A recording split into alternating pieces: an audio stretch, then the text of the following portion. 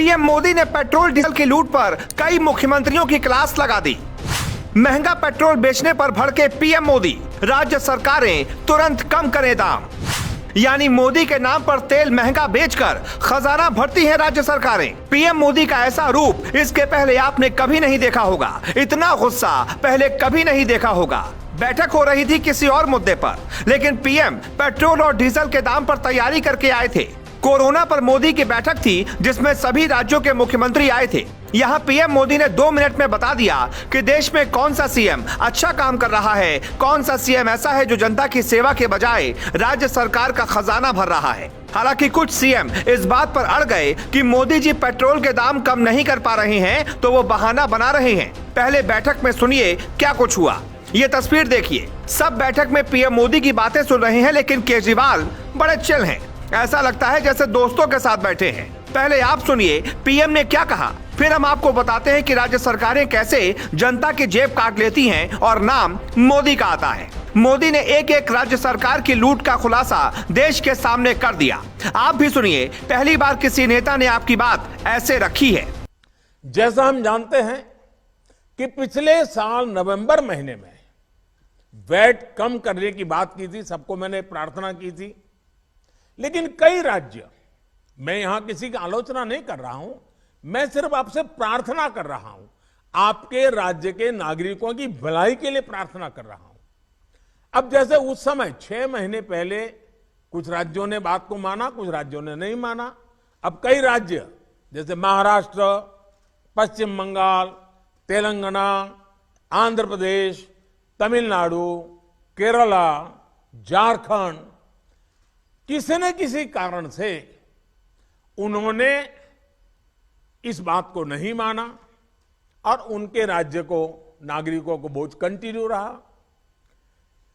मैं इस बात में नहीं जाऊंगा कि इस दौरान इन राज्यों ने कितना रेवेन्यू कमाया, लेकिन अब आपसे मेरी प्रार्थना है कि देश हित में आप पिछले नवंबर में जो करना था, 6 महीने डिले हो चुका है, अब भी आप अपने राज्य के नागरिकों को वैट कम करके इसका बेनिफिट पहुंचाइए। आप सब जानते हैं कि भारत सरकार के पास जो रेवेन्यू आता है उसका 42% तो राज्यों के ही पास चला जाता है। मेरा सभी राज्यों से आग्रह है कि वैश्विक संकट के इस समय में कोऑपरेटिव फेडरलिज्म की भावना पर चलते हुए एक टीम के रूप में हम सब मिलकर काम करें। अब मैं कई विषय हैं, बारीकी में नहीं जा रहा हूं, जैसे फर्टिलाइजर। आज हम तो फर्टिलाइजर पर दुनिया के देशों पर डिपेंडेंट है। कितना बड़ा संकट आया है, लगातार अनेक गुना सब्सिडी बढ़ रही है। हम किसानों पर बोझ ट्रांसफर नहीं करना चाहते। अब ऐसे संकट झेलने पड़ रहे हैं, तब मैं आप सबसे आग्रह करता हूं, प्रार्थना करता हूं कि आप अपने राज्य, अपने पड़ोसी राज्य, सभी देशवासियों के हित में उसकी सर्वोच्च प्राथमिकता दे। मैं एक और उदाहरण देता हूं।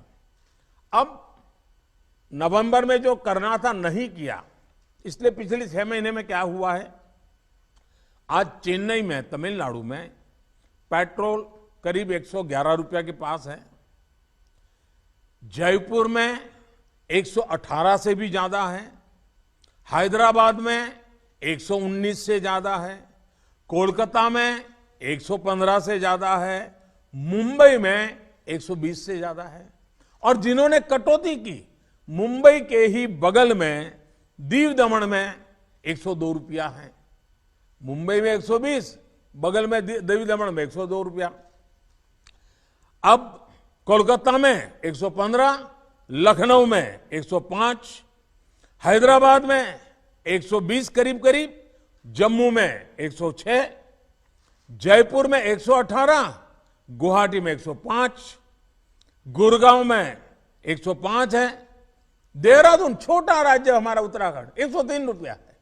मैं आपसे आग्रह करता हूं कि आप 6 महीने भले जो कुछ भी आपका रेवेन्यू बढ़ा आपके राज्य के काम आएगा, लेकिन अब पूरे देश में आप सहयोग कीजिए, ये मेरी आपको विशेष प्रार्थना है आज। सबकी पोल देश के सामने मोदी ने खोल दी, लेकिन बाद में महाराष्ट्र के सीएम उद्धव ठाकरे का दावा था कि महंगाई रुक नहीं पा रही है, तो पीएम मोदी जिम्मेदारी का ठीकरा किसी और पर फोड़ रहे हैं। लेकिन सच क्या है? सच सुनकर आप कहेंगे कि महंगाई हमारे राज्यों की देन है।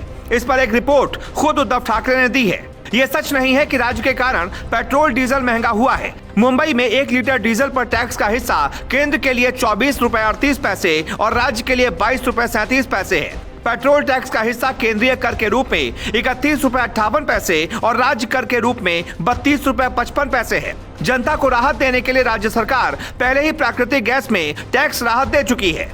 अब कुछ भी हो, लेकिन सवाल उठता है कि जनता को राहत नहीं मिली, क्योंकि जहां एक और कोरोना महामारी की वजह से आम आदमी की आमदनी घटी है, तो वहीं दूसरी ओर केंद्र सरकार ने पेट्रोल डीजल पर टैक्स लगाकर खूब कमाई की है।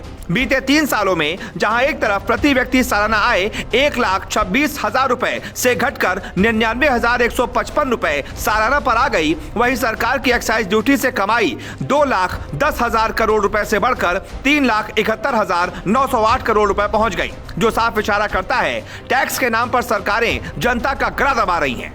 जनता की मांग है कि पेट्रोल डीजल के दाम पर भी जीएसटी लागू किया जाए। अपने आप तेल के दाम लगभग 35% तक कम हो जाएंगे। जीएसटी में सबसे ज्यादा स्लैब है 28%। अगर 28% जीएसटी भी लग जाएगा तो 100 रुपए के पेट्रोल पर सिर्फ 28 रुपए टैक्स देने होंगे, जिससे पेट्रोल का दाम अपने आप कम हो जाएगा।